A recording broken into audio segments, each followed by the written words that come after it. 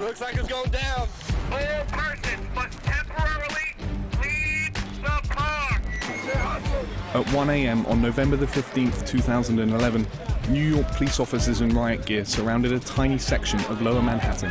Until I was actually in it, I didn't realize what a sort of like war zone they'd created that place to be. And it was one of those moments where I was like, what is going on?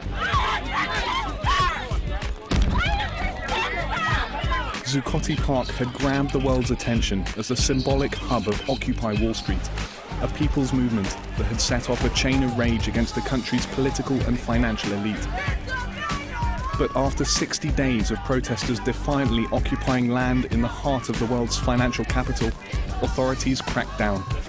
Relax, relax, relax, relax. And the fact that you want to do it at night and you want to block people out from seeing that demonstrates that the level of unnecessary violence that you were going to use, and that you're not comfortable with the public seeing that, and that's a real problem. I mean, you saw people lose their homes and lose their family and have their community attacked, and that was painful. It also felt like there was war. In just 2 months, Occupy Wall Street had transformed the public discourse in America, challenging people to not only demand change, but to live it. Almost every action and arrest was captured on a smartphone or camera and then broadcast over the internet, often turning viral. It literally took white girls getting pepper sprayed in the face for people to be interested. That's when actually our media blackouts kind of stopped. 2 people just standing there, you already have them penned in, and then you spray them so closely in the face. How they feel they can get away with things, and that level of violence that they're accustomed to and that they exert is so that it's just like, it just kind of outraged folks. Many Americans were shocked to see police using pepper spray so casually against protesters. These sorts of abuses, including this incident at a university in California, made headlines around the country. What we found is that having the live stream allows nothing to be hidden, and it helps to shape the narrative.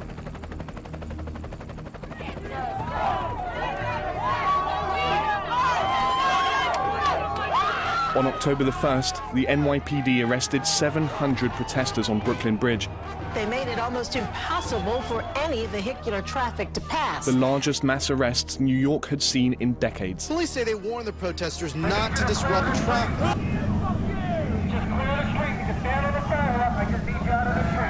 But that energy was not to go unchallenged. On the other side of the United States, in California, in the early morning hours of October the 25th, police in riot gear surrounded the Occupy Oakland camp. To avoid arrest, you must immediately gather your belongings and vacate the plaza. The following 24 hours saw over 100 arrested as thousands faced off against the police. Tear gas and flash grenades were used.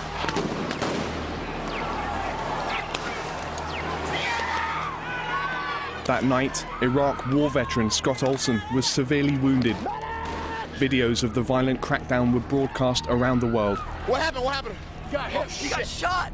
In the US, the fact that a young white male who'd fought for his country was now fighting for his life cast further light on police brutality in minority communities in cities like Oakland.